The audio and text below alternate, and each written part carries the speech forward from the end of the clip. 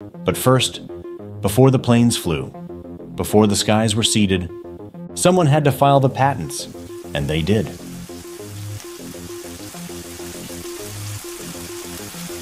Before the sky was a battlefield, it was a filing cabinet. Because long before the first rain was forced from the clouds, inventors were lining up at the US Patent Office with blueprints to control the weather, and some of them succeeded.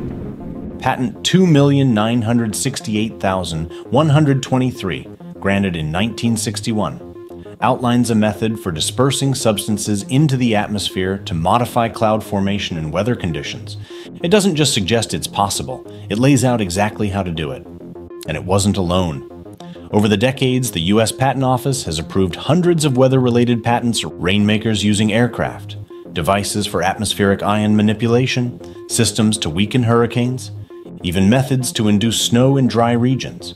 All filed, all real, all searchable. Patent 3,636,252 describes a system for combating drought by releasing artificial condensation nuclei into clouds.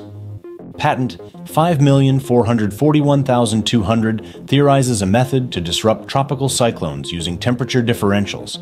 These aren't science fiction plots. These are legally recognized intellectual properties. And then there's this.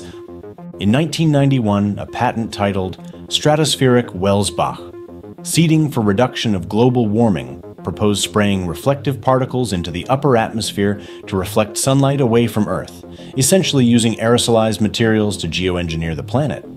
Sound familiar? Because in 2023, scientists at Harvard and a company called Make Sunsets proposed the same thing. Only this time, they actually did it. They launched weather balloons into the stratosphere filled with sulfur dioxide, not as a proof of concept, as a product. They literally started selling cooling credits based on how much sunlight their particles were designed to reflect. No permits, no global vote, no ethical oversight. Just launch. And while mainstream scientists criticized the experiment, the FAA did not stop them. Why? Because there were no laws that said they couldn't. So now, we're not just modifying clouds, we're modifying the planet's heat budget, privately, commercially, in plain sight. And here's what makes it all so slippery. Because cloud seeding is real, because geoengineering patents exist, because the US military has openly experimented on the sky, you also get a fog of noise.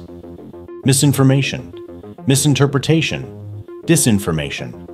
And that makes it easy for skeptics to dismiss any real concerns as conspiracy, even when they're backed by declassified documents, peer-reviewed research, and international treaties. But let's stay grounded. This documentary isn't about the theories. It's about what's on paper, what's in the air, and what's being done right now, with or without your knowledge. And if you think these patents are just gathering dust, think again, because governments aren't the only ones experimenting anymore. Private firms, tech bros, startups, they've picked up where the Pentagon left off, and they're doing it with no vote, no transparency, and in some cases, no accountability. We'll meet one of them later.